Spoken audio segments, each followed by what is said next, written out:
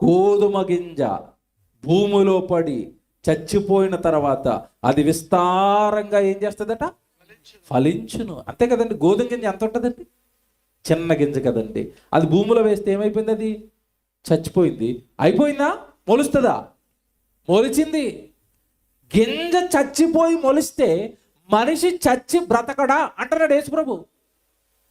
నీ కళ్ళ ముందున్న గింజ చచ్చి బ్రతుకుతున్నప్పుడు మనిషి కూడా చచ్చిపోయిన తర్వాత ఏం చేస్తాడు? బ్రతుకుతాడండి. అప్పుడప్పుడు చూడండి, ఆడపిల్లలు చింతపండు ఇలా పిసికి పిసికి పిసికి రసం అంతా లాగేస్తారు. తర్వాత ఏం మిగులుతుంది చేతిలో? చింతపండు తుక్కు, చెత్త అలాగ ఇసురుతారండి. అలా ఇసరగానే చూడండి, ఇక్కలు ఏ కలర్లో ఉంటాయి? చింతపిక్క ఏ కలర్లో ఉంటుంది? నలుపు రంగు అండి. అలా విసిరేసిన తర్వాత పట్టించుకోం పెద్దగా మనం. అది పెంటలో పడుతుందండి, చెత్తలో పడుతుందండి. ఆ పడిపోయి చూడండి, ఒక వారం రోజులకో 10 రోజులకో అది నల్లగా కుళ్ళిపోయండి. ఆ పైన ఉన్న పొర అంతా ఇడిపోద్దా? ఇడిపోద్ది. చచ్చిపోయిన శవాన్ని ఎప్పుడైనా 3వ నెలలో 6వ నెలలో ఓపెన్ చేయండి, సమాధి ఏముంటుంది? ఈ చర్మం అంతా కూడా కుళ్ళిపోయి ఊడిపోద్ది. చింతపిక్క తొక్క ఎలాగైతే ఊడిపోయిందో మన చర్మం కూడా మట్టిలో కలిసిపోద్ది అలాగే. ఓకే, ఇప్పుడు చింతపిక్కలా మట్టిలో కలిసిపోయిన తర్వాత, చర్మం ఊడిపోయిన తర్వాత, ఆ నలుపు రంగు అంతా పోయిన తర్వాత, మీరు ఎప్పుడైనా చూసారు లేదా చింతపిక్కని? ఒక రకమైన వైటు, లైట్ గ్రీను ఆ కలర్లో లోపల నుంచి ఒకటి ఇలాగ వస్తుందండి. వచ్చిందా? వచ్చి దాంట్లో నుంచి చిన్న మొక్క వస్తుంది. దాన్ని ఏ పక్షో లేదంటే ఏ జంతువో తినేయకుండా అలా వదిలేసింది అనుకోండి, ఆ మొక్క కాస్త అలా లేస్తుందా? లేస్తుంది. ఒక 20 సంవత్సరాలు 30 సంవత్సరాల తర్వాత ఆ చింతపిక్క ఏమైపోతుంది చెప్పండి? మానైపోయి ఎంత పెద్ద వృక్షం అయిపోద్ది, ఎన్ని పక్షులు వాళ్తాయి, ఎంత చింతపండు వస్తుంది మళ్ళీ అందులో నుంచి. పడింది గింజే, తర్వాత దాని విశ్వరూపం మహారూపం కదండి. అంటే మన కళ్ళ ముందున్న చిన్న చింతపిక్కలో నుంచి అంత పెద్ద చెట్టు వచ్చినప్పుడు నువ్వు 6 అడుగుల మనిషి అనుకుంటున్నావేమో, ఈ విశ్వం పట్టనంత అనంతమైన రూపంగా మనిషి మారిపోతాడండి. అది యేసుప్రభు చెబుతూ, ఇప్పుడు మట్టి బొమ్మను 6 అడుగుల మట్టి బొమ్మను ఏం చూస్తారు? అనంతమైన రూపం లేస్తుంది. అప్పుడు చూడమని ఆ గ్రీసు దేశస్తుల్ని మతిపోతుంది ఒక్కొక్కడికి అన్నాడు. మనుష్య కుమారుడు మహిమ పొందవలసిన గడియ వస్తుంది. కొద్ది రోజులు వెయిట్ చేయమను పిలుపు, కొద్ది రోజులు వెయిట్ చేయమను. నన్ను చంపే వరకు వెయిట్ చేయమను, నా చావు వరకు ఎదురు చూడమను, నన్ను చంపిన తర్వాత చూడమని యేసుప్రభుని ఎలా ఉంటాడు? అసలు వెళ్ళిపోతున్నాడు పరలోకానికి, పరలోకం నుంచి వచ్చేస్తున్నాడు. అందరూ తలుపులు వేసుకుని ప్రార్థన చేస్తుంటే తలుపులు వేసుకున్న ఇంట్లోనికి తలుపులు తీయకుండానే లోపలికి వెళ్ళిపోతున్నాడు. దేంతో? మహిమా శరీరంతో. అది చూడాల్సింది. చావు తర్వాత అది వచ్చే జీవితం. ఆ జీవితం పరలోకానికి వెళ్ళే జీవితం. ఆ జీవితానికి, ఆ దేహానికి విశ్వంలో ఉన్న ఏది కూడా అడ్డులేని జీవితం. అది అడ్డులేని శరీరం. అది దాన్ని చూడమని పిలుపు. ఏముంది మట్టి బొమ్మ, తింటే కానీ ఉండలేని అంటది, బతకలేని అంటది. దీనింటే ఒంటి నిండా రోగాలు ఉంటాయి, అలసట ఉంటుంది, బీపీ ఉంటుంది, షుగర్ ఉంది. ఏముంది బాబు, మట్టి బొమ్మని ఏం చూస్తారు? మహిమా రూపాన్ని చూడమని అన్నాడు. మనకేం అర్థం కావాలి ఇప్పుడు? మనిషికి, పక్కోళ్ళకి ఎవరికి చావు గురించి తెలియటం లేదు. భయపడిపోతున్నారు ఈరోజు చావు అంటే. ఎందుకు భయపడాలి? మరణం మరో జీవితానికి ఎంట్రన్స్ మార్గం. అది భయపడటం ఏంటి? వెల్కమ్ అనాలి. చూపిస్తాను చివరిలో చౌదరి గారు అవి కూడా. కొరింథీయులకు రాసిన మొదటి పత్రిక 15వ అధ్యాయం 35వ వచనం. అయితే మృతులు ఎలాగు లేతురు, వారు ఎట్టి శరీరముతో వద్దురని ఒకడు అడుగును. అంతే కదండి. ఈరోజు చాలా మంది అడుగుతున్నారు కదా, అడిగితే బాగుంది తిడుతున్నారు. ఇప్పుడు బుద్ధి ఉన్నవాడైతే అడుగుతాడండి, బుద్ధి లేనివాడు ఏం చేస్తాడు? తిడతాడు. అదే కదండి. మా బాధపడిపోతున్నాడు జాను. ప్రసంగం కంటే ఆయన బాధ ఎక్కువైపోయింది. నన్ను తిడతారు. మరి బుద్ధి లేనివాడు ఏం చేస్తాడు? తిడతాడండి. జ్ఞానం ఉన్నవాడు అడుగుతాడు, జ్ఞానం లేనివాడు తిడతాడు. ఒరే చచ్చిపోయిన తర్వాత బ్రతుకుందరా యేసుప్రభుని నమ్మంటే, ఎలా బతుకుతారా, ఎవడ బతికాడరా అంటాడు వాడు. వాళ్ళు అంటారని 2000 సంవత్సరాల క్రితం యేసుప్రభు బైబిల్లో చెప్తున్నాడు. పరిశుద్ధాత్మ దేవుడు రాయించాడు పౌలు గారి ద్వారా. వాళ్ళు అడుగుతారు. నాయన ఏమడుగుతారట? చచ్చిపోయినాడు ఎలా బతుకుతాడు? వాడు ఎట్టి శరీరంతో వస్తాడు. ఎందుకంటే ఈ శరీరం ఏమైపోయింది? కళ్ళ ముందు మట్టిలో కలిసిపోయింది కదా. చచ్చిపోయినాడు మట్టిలో కలిసిపోతే చచ్చిపోయినాడు బ్రతుకుతారంటున్నారేంటి మీరు? ఎలా బతుకుతాడు? ఆడికి దేహం ఏది? ఏ దేహంతో వస్తాడు? ఏ శరీరంతో వస్తాడు అని అడుగుతాడట. అడుగుతున్నవాడిని ఏమంటున్నాడు చూడండి. అడుగుతున్నవాడిని ఏమంటున్నాడు? ఓ అవివేకి, చూసారా? ఓ మహాజ్ఞాని అన్నాడా? దేవుడు ఏమన్నాడండి? ఓ అవివేకి, ఓ బుర్రలేనోడా, ఓ బుద్ధి లేనోడా, నీ కళ్ళ ముందు జరుగుతున్నది ఒకసారి చూడరా అన్నాడు. ఏం చూడరట? ఓ అవివేకి, నీవు విత్తునది చచ్చితేనే గాని బ్రతికింపబడదు కదా. విత్తనాలు వేసి ఇంట్లో పడుకున్నావు కదా, ఒక్కసారి విత్తనాన్ని చూడు బన్నావు. ఒక్కసారి విత్తనాన్ని చూడు. విత్తనం భూమిలో పడి ఏమైంది? చచ్చిపోయింది. చచ్చిపోయిన విత్తనంలో నుండి మొక్క వచ్చినప్పుడు చచ్చిపోయిన నీ దేహంలో నుంచి మరలా దేవుడి దేహాన్ని తేలేడా? మట్టిలో కలిసిపోయిన నీ దేహాన్ని మళ్ళీ బ్రతికించలేడా? ఓ అవివేకి, ఎంత మంచి బిరుదిచ్చాడండి వాళ్ళకి. ఏమన్నాడు వాళ్ళని? ఓ అవివేకి అంటే చచ్చిపోయిన వాడు తిరిగి లేస్తాడు అని నమ్మని ప్రతి వాడిని ఏమంటున్నాడు? బుద్ధిమంతుడా అనడా? ఎర్రివాడా. సరే అండి, అవివేకి, వెర్రివాడా, నీకు జ్ఞానం లేదు. కాస్త ప్రకృతిని చూసైనా ఆ జ్ఞానం నువ్వేం చేయాలి? ఎందుకంటే నేను చెప్తే ఎలాగో నమ్మవు కదా నువ్వు. అది మతం అంటావు, బైబిల్లో వాళ్ళు రాసేసుకున్నారంటావు, బైబిల్లో దేవుడు ఏదో చెప్పేసాడంటే అవేమో జరగవంటావు. పోనీ కనీసం నా మాట నువ్వు నమ్మకపోతే, నా మాట జరగదనుకుంటే నీ కళ్ళ ముందున్న విత్తనాలు చూడరా, అవి చచ్చిపోయి బతుకుతున్నాయి కదా, నీకు బ్రతుకులేదా? ఓ అవివేకి, నీవు విత్తినది చచ్చితేనే కానీ బ్రతికింపబడదు కదా. నీవు విత్తు దానిని చూడగా అది గోధుమ గింజ అయినను సరే, మరి ఏ గింజ అయినను సరే, వట్టి గింజనే విత్తుచున్నావు కానీ పుట్టబోవు శరీరమును విత్తటం లేదు. మనిషి గింజలు ఇత్తాడా? వరిత్తాడా? గింజలు కదండి. గింజలు ఎత్తితే కదండి మొక్కలు వచ్చాయి. ఆ మొక్కలు పట్టుకొచ్చి కదండి పొలంలో పెట్టుకున్నాడు. వట్టి గింజలే కదా నువ్వు విత్తావు. ఆ గింజలో నుంచి పుట్టబోయే శరీరాన్ని నువ్వు తేగలవా అన్నాడు. తెస్తాడా మనిషి? చింతపిక్కలు తెలుసు, చింతపిక్కలో ఉన్న చింత చెట్టు తెత్తవేటి నువ్వు. రోజా పువ్వులు చూడండి, నారు ఏమంటే అట్లేదో అంటారండి, నారు కట్టడం అంటు కట్టడం ఏదో అంటారండి. రెండాటిని కలిపి కట్టేస్తారు. అక్కడి నుంచి ఇంకో కొత్త శరీరం వచ్చేస్తుంది. ఎవరు ఇస్తున్నారు దానికి శరీరం? దేవుడు కదండి. సృష్టిలో ఆ ధర్మాన్ని, ఆ శక్తిని దేవుడు పెట్టాడు కదండి. ఎంత బాగా చెప్పాడు చూసారండి. నువ్వు విత్తుచున్నది చచ్చిపోతేనే బ్రతికింపబడదు. ఆ నువ్వు విత్తిన విత్తనంలో నుండి మొక్క ఎలాగైతే వస్తుందో, కొత్త శరీరం ఎలాగైతే వస్తుందో, చచ్చిపోయిన నీలో నుండి కూడా దేవుడు కొత్త దేహాన్ని తెస్తాడు, మహిమా దేహాన్ని తెస్తాడు అన్నాడు.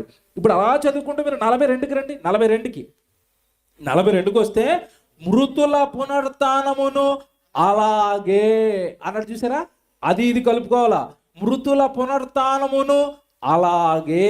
గింజ ఎలాగైతే చచ్చి బ్రతికిందో నువ్వు కూడా చచ్చి అలాగే బ్రతుకుతావు. భూమి చచ్చిపోయిన తర్వాత, నువ్వు శవం అయిపోయిన తర్వాత నిన్ను కప్పెట్టేస్తే అక్కడ శవం లేదు కదా, శరీరం లేదు కదా అనుకుంటున్నావు నువ్వు. శరీరాన్ని ఈ భూమి తనకు అనుకూలంగా మార్చుకుని తనలో దాచుకుంది నిన్ను. భూమి తన మృతులను అప్పగిస్తుంది. యేసుక్రీస్తుల వారు వచ్చినప్పుడు సముద్రంలో పడ్డ ఆ శవాలని సముద్రము యేసుక్రీస్తుల వారు వచ్చినప్పుడు అప్పగించేస్తుంది. గాల్లో కలిసిపోయారు, బూడిదిగా మట్టిలో కలిసిపోయారు, నీటిలో కలిసిపోయారు. ఈ పంచభూతాలలో నీ శరీరం ఎక్కడ కలిసిపోయినా యేసుక్రీస్తుల వారు వచ్చిన తర్వాత పంచభూతాలు ఆ శరీరాలు తిరిగి దేవుడికి మరలా అప్పగించేస్తాయి. ఎంత బాగా రాస్తున్నాడండి. భూమి చచ్చిపోయిన విత్తనంలో నుండి ఒక మొలకను తెచ్చినప్పుడు మృతుల పునరుత్థానము కూడా అలాగే. చూడండి ఎంత బాగుందండి బైబిల్. మృతుల పునరుత్థానమును అలాగే అనడా. ఇప్పుడు చూడండి వివరణ ఇస్తున్నాడు కింద. మృతుల పునరుత్థానమును అలాగే, మృతుల పునరుత్థానమును అలాగే శరీరము క్షయమైనదిగా విత్తబడి అక్షయమైనదిగా. అది నువ్వు పాతేసావు కదా, చచ్చిపోయింది కదా, నాకు కనబట్టం లేదు కదా నువ్వు అనుకుంటున్నావు. క్షయమైనదిగా విత్తబడింది అక్షయమైనదిగా లేపబడుతుంది. శక్తి లేనిదిగా విత్తబడింది శక్తివంతమైన శరీరముగా తిరిగి లేస్తుంది. ఏమన్నా చింతపిక్కలు ఏమైనా శక్తి ఉంటుందా చెప్పండి? చింతపిక్కలు ఏమైనా బలం ఉంటుందా? చింతపిక్కను ఎలా పట్టుకొని విసరగలవా లేదా? నువ్వు విసరగలవు. మానైపోయిందా చింత చెట్టు నిసురు? నీ వల్ల కాదు, దాన్ని టచ్ కూడా చేయలేవు, దాన్ని లాగలేవు. ఒక 10 సంవత్సరాల చింత చెట్టుని చేతితో పట్టుకుని అలా లాగేసి ఇసరమనండి ఎవరు? నేను నీ వల్ల కాదు. అంటే బలహీనమైనదిగా విత్తబడిన చింతపిక్క కొద్ది రోజులకి ఎలా మారిపోయింది? అది బలమైన వృక్షంగా మారిపోయింది కదా. నీ కళ్ళ ముందు జరిగింది కదా అది, నీ కళ్ళ ముందు జరుగుతుంది కదా ప్రకృతిలో. అది నీకు అర్థం కావటం లేదా అంటున్నాడు దేవుడు. అలాగే మన శరీరం కూడా క్షయమైనదిగా బలహీనమైనదిగా విత్తబడి ఎలా లేస్తుందట?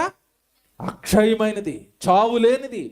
దాన్ని ఏ విశ్వంలోని ఏది కూడా అడ్డుకోలేనిది, మహాశక్తివంతమైన దేహంగా నీ దేహం మారుతుంది. ఏమంటే మానవ దేహం, మానవ జీవితం, మనిషి మరణం తర్వాత ఇన్ని జరిగే ఉన్నాయి. కానీ ఇవి ఎవరు చెబుతారు, ఎవరు ఆలోచించుకుంటున్నారు? ఒకవేళ చెప్పినా నమ్మేవాడేడి? నమ్మి రేపటి నుంచి బ్రతుకుని మార్చుకొని నాకు అక్షయమైన దేహం కావాలండి, నేను నా తండ్రి పనిలో ఉండాలండి, ఈ దేహాన్ని నా దేవుడి కొరకు భద్రం చేసేయాలండి, ఈ దేహాన్ని లోకం కొరకు, పాపం కొరకు, నా సొంత కార్యక్రమాల కొరకు వృధాగా వాడి ఆయన ముందు నేరస్తుడిగా నేను నిలబడకూడదండి, నా దేహాన్ని కట్టుకోవాలని ఆలోచించేవాడు ఏడండి? ఏడి? వింటారు, విడిచిపెడతారు, నమ్మరు. ఎన్ని ప్రసంగాలు వింటున్నా బుర్రలోనికి ఎక్కవు. అలా శరీరాన్ని భద్రపరుచుకుని అక్షయమైన దేహాన్ని సంపాదించాలన్న ఆ గురి లేదు ఈరోజు. తెల్లారు లేస్తే ఏం తినాలి, ఏం త్రాగాలి, ఏం సంపాదించాలి, వాడేం చేస్తున్నాడు, వీడేం చేస్తున్నాడు, మనం ఏం చేద్దాం, ఇది తప్పండి. ఈ చచ్చిపోయిన తర్వాత ఈ దేహాన్ని తిరిగి బ్రతికించుకుందామన్న ఆశ ఎవరికి లేదండి. మనుషులకు ఉన్న ప్రధానమైన ఆశ ఏంటి చెప్పండి? ఏ ఆపేక్ష ఉంటుంది? ధనాపేక్ష. అది ఉంది తప్ప ఈ శరీరాపేక్ష ఏమైనా ఉందా? దీన్ని మహిమాదేహంగా మార్చుకోవాలని ఆశ ఏమైనా ఉందా? లేదండి, లేదండి. దేహాన్ని దేవుడి పనికి సమర్పించి దీన్ని ఎలాగైనా బ్రతికించుకోవాలి, దీన్ని ఎలాగైనా తిరిగి దేవుడు మరలా తిరిగి లేపాలి, అక్షయమైన దేహంగా నా దేహాన్ని మార్చుకోవాలి. ఈ దేహం ఏముందండి? తిన్నా తినకపోయినా, ఉన్నా లేకపోయినా, డబ్బు తిన్నున్నా తినలేకపోయినా, ఇల్లున్నా ఇల్లు లేకపోయినా, ఆరోగ్యం అన్న ఆరోగ్యం లేకపోయినా, ఎలాగైనా 60-70 సంవత్సరాలు బ్రతకాలి. పోనీ అన్నీ ఉన్నవాడికి చావు రాదా? ఆరోగ్యంగా ఉన్నవాడు చావడా? డబ్బు ఉన్నవాడు చావడా? ఇల్లులు ఉన్నవాడు చావడా? పొలాలు ఉన్నవాడు చావడా? బంగారం ఉందని చావు రాదా? అన్నీ ఉన్న చావు వస్తుంది, ఏమీ లేకపోయినా చావు వస్తుంది. చనిపోయిన తర్వాత శరీరాన్ని ఎలా బ్రతికించుకుందామని ఆలోచించండి. అక్షయమైన దేహాన్ని ఎలా పొందుకుందాం? ఎవరికి ఇస్తాడు దేవుడు? బైబిల్ని అడగలక దేవుడు, తండ్రి మీరు అక్షయమైన దేహం ఉందన్నారు, అది ఎవరికి ఇస్తారు? ఎవరికి పడితే వాళ్ళకి ఇస్తారా? ఎవడు మీకు కింద చెప్పాను కదా, చింత పిక్కలు అన్నీ పడతాయి ఆ పెంటలో, పడిన పిక్కలన్నీ చెట్లు అయిపోతాయా? అవుతాయండి. ఈలోపు పక్షులు తినేస్తే, ఈలోపు జంతువులు తినేస్తే, ఈలోపు కొంతమంది మనుషులు తొక్కేస్తారు, అక్కడో ఎక్కడో అరకొరక ఒక్క చెట్లు వేస్తుంది. అంతే కదండి. పడిన పిక్కలన్నీ బతికేస్తాయా? బతకవండి. వేసిన విత్తనాలన్నీ మొక్కలైపోతాయా? కనుక మీరు తెలివిగా ఆలోచిస్తే ఎవరికి ఇస్తాడు? చచ్చిపోయిన వాళ్ళందరికీ దేవుడి ఈ మహిమాదేహం ఇచ్చి తిరిగి లేపి పరలోకానికి తీసుకెళ్ళిపోతాడా? తీసుకెళ్ళడు కదండి. ఆయన నీ దేహాన్ని లేపి అక్షయమైన దేహంగా దేవుడు దానిని మలచాలి అంటే భూమి మీద నువ్వు ఈ శరీరంలో ఆత్మగా ఉండగా ఈ శరీరంతో ఆయనకి నచ్చే పనులు చేయాలి, ఆయన మెచ్చుకునే పనులు చేయాలి, ఆయనకి ఇష్టమైన పనులు చేయాలి. ఈ దేహాన్ని చూసి ఈ దేహాన్ని ఎలాగైనా నేను పోగొట్టుకోకూడదని తండ్రి ఆలోచించాలి. నా గురించి మాట్లాడుతున్న దేహం అది, నా గురించి మాట్లాడే నోరు, నా గురించి పనులు చేసిన దేహం అది, నా గురించి నడిచిన కాళ్ళు అవి, నా గురించి బ్రతికిన దేహం అది, నా కొరకు ఎన్నో కార్యక్రమాలు చేసిన దేహం అది, అది నా దేహం, అది నా దేహం అని దేవుడు ఫీల్ అవ్వాలి. నా వారి శవములు సజీవములగును అంటాడు బైబిల్లో దేవుడు. ఎవరి శవాలు అవుతాయట సజీవులు? నా వారి శవములు అంటాడు. నిజంగా ఆ మాట చదివినప్పుడల్లా నాకు అలా రోమాలు అలా నిలబడతాయి. నా వారి శవం అది అంటాడు. నా వారి శవం, నా కొరకు సువార్త చేసి చనిపోయాడు, నా శవం అది. నా సేవకుడు చనిపోయాడు, నా సేవకుడు, నా సేవకురాలు, నాకు సహాయకురాలు, నా పనికి ఉపయోగపడిన నా శవం అనాలి దేవుడు మన శవాల్ని. ఎవడో మాట్లాడగనండి, ప్రపంచంలో ఎవరైనా ఇది నా శవం అండి అని అంటారా? అంటారా? అదేటండి మరి మా అమ్మ చచ్చిపోయినప్పుడు మా అమ్మ శవం అని అన్నాం కదా అంటే ఆ ఒక్కరోజే అంటారు, తర్వాత రోజు అనండి. అనడానికి ఆవిడ ఎక్కడ ఉంది? ఆ రోజే తీసుకెళ్ళి వేసారు అక్కడ. ఎక్కడ? రెండో రోజు మా అమ్మ శవం అండి. ఏదండి శవం? పడేసాం కదండి. అది నా శవం అంటామండి, ఎప్పటికైనా అంటామండి. ఒక్కరోజు అంటామండి, మహా అయితే దూరం నుంచి చూడడానికి వచ్చే వాళ్ళు ఎవరైనా ఉన్నారనుకోండి, రెండో రోజు అంటాం ఏమని? మా అమ్మ శవం అండి. అక్కడికే భద్రంగా దేంట్లో పెట్టేస్తామంటే అప్పటికే ఐసులో పెట్టేసాం. మూడో రోజు అనండి నా శవం అని, ఎక్కడ ఉంటుంది? వెళ్ళిపోయింది. చచ్చిపోయిన వాళ్ళు ఎవరో మన వాళ్ళు అని అందరండి, మనల్ని అందరండి. మీరు అమాయకంగా మాత్రం బతకండి.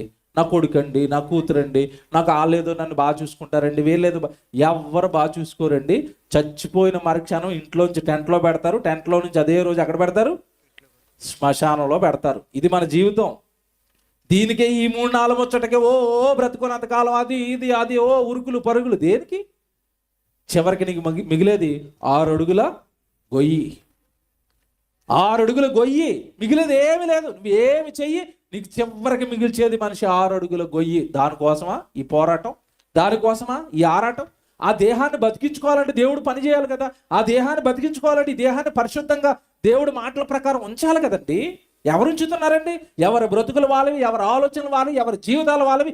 దేవుడు ఏం చెప్పాడు? ఈ దేహాన్ని ఎలా కాపాడాలి, ఈ దేహాన్ని ఎలా బ్రతికించుకోవాలి, ఎవరికి ఉందండి ఆలోచన? కీర్తన గ్రంథంలో దేవుడు ఒక మాట, నీడ ఎంతసేపు ఉంటుంది? ఎంతసేపు ఉంటుందండి? సూర్యుడు ఉన్నంతసేపు, లేదా లైట్ ఉన్నంతసేపు. లైట్ ఆరిపోతే నీడ ఆరిపోయింది, సూర్యుడు వెళ్ళిపోతే నీడ పోయింది. మనుషులు వట్టి నీడ వంటి వారై ఏం చేస్తున్నారట? ఎక్కడ తిరుగుతున్నారు? రాజమండ్రి, జగ్గపేట, కాకినాడ, ఇంకా కొంచెం ఓపుకుంటే హైదరాబాదు, అంతే కదండి, అమెరికా, అక్కడ తిరుగుతాను, ఇక్కడ తిరుగుతాను. ఒట్టి నీడ వంటి వారే ఏం చేస్తున్నారట? తిరగటమే తిరగటమే తిరగటమే. నిజం చెప్పండి, తెల్లారు లేస్తే ఇంట్లో ఎవరైనా ఉంటారండి? ఒకళ్ళు పొలానికి, ఒకళ్ళు ఉద్యోగానికి, ఒకళ్ళు వ్యాపారం. దేనికి ఇదంతా? శరీరాన్ని బతికించుకోవడానికా? చచ్చిపోయిన తర్వాత బతకడానికా? పూరి దేవుడు సువార్త కోసం ఏమైనా తిరుగుతున్నారా? దేనికి తిరుగుతుందో చెప్పండి. తెల్లారు లేస్తే నిజం చెప్పండి, తెల్లారు లేస్తే మనిషి తిరిగేదంతా దేనికోసం? సింగిల్ లైన్ ఆన్సర్ చెప్పండి. డబ్బు కోసం. సింగిల్ లైన్ ఆన్సర్ ఏంటంటే, తెల్లవారి నుంచి ఒక అతను బయటికి వెళ్ళాడు. దేనికి వెళ్ళాడు? డబ్బు సంపాదించడానికి. ఒక ఆవిడ బయటికి వెళ్ళింది. దేనికి వెళ్ళింది? డబ్బు సంపాదించడానికి. పిల్లలు చదువుకుంటున్నారు, వెరీ గుడ్. చదువు దేనికి? వాడు పెద్ద చదువు చదివేసుకొని పెద్ద ఉద్యోగం చేసేసి వాడు ఏం సంపాదించేయాలి అంటే, ఇప్పుడు పిల్లోడు స్కూల్కి వెళ్తున్నా మైండ్ కాన్సెప్ట్ దేనికోసం? డబ్బు. పురుషుడు బయటకు వెళ్తున్నా డబ్బు, స్త్రీ బయటకు వెళ్తున్నా డబ్బు. ఒట్టి నీడ వంటి వారై దేనికోసం తిరుగుతున్నారట? డబ్బు డబ్బు డబ్బు. కింద చెప్తున్నాడు చూడండి, ఒట్టి నీడ వంటి వారై తిరుగులాడుదురు, వారు తొందరపడుట గాలికే కదా, వారు ధనమును కూర్చుకొందురు. అది దేన్ని తిరుగుతున్నారు ఇప్పుడు? దేన్ని తిరుగుతున్నారండి? ధనాన్ని కూర్చుకోవాలి, ధనాన్ని కూర్చుకోవాలి, ధనాన్ని కూర్చుకోవాలి. తినడానికి, త్రాగడానికి సంపాదించుకోవడం తప్పు కాదండి. పనికెళ్ళి తినడానికి, తాగడానికి ఎవరిని సంపాదించడం తప్పు కాదండి. తినాలి కదా, త్రాగాలి కదా, బట్టలు కట్టుకోవాలి కదండి. దానికి సంపాదించుకోవడం తప్పు కాదండి. ఇప్పుడు ప్రార్థన ఉందన్నా సరే రారు. ఎక్కడికి వెళ్ళిపోయారని అడగండి. ఎక్కడికి వెళ్ళారు? పనికి వెళ్ళావండి. ఏంటి ప్రార్థన వదిలేసి పనా? అంటే మాకు దేవుడు కంటే ఇప్పుడు ఏమి అవసరం అయిపోయింది? బాగా డబ్బు, పని, సంపాదన. ఆదివారం కూడా ఉద్యోగాలే, ఆదివారం కూడా పనులే. దేవుడు ప్రార్థనలు పెట్టినప్పుడు కూడా రారు. చాలా మంది నిద్రపోతూ ఉంటారు. ఇప్పుడు చాలా మంది నిద్రపోతున్నావు అంటే, తెల్లవారుజామున పనికి వెళ్ళాలా అంటాడు. నాకు ఎంత జాలి వేస్తుంది అంటే వీళ్ళని చూస్తే. ఈ లోకం ఎవరిది? దేవుడిది. చచ్చిపోయిన తర్వాత మళ్ళీ చేర్చుకోవాల్సింది ఎవరు? దేవుడు. నువ్వు భూమి మీదకి వచ్చి ఆయనకే సమయం ఇవ్వకపోతే, ఆయన దగ్గరికే రాకపోతే, ఆయనకి నువ్వు సంపాదించిన సంపాదనలో నుండి ఏ కష్టార్జితం ఆయన ఖర్చు పెట్టకపోతే, చచ్చిపోయిన తర్వాత నేను తిరిగి లేపుతాడు? అసలు తిరుగులాడుతున్నదంతా దేనికోసం తిరుగులాడుతున్నాడు? ధనం ధనం ధనం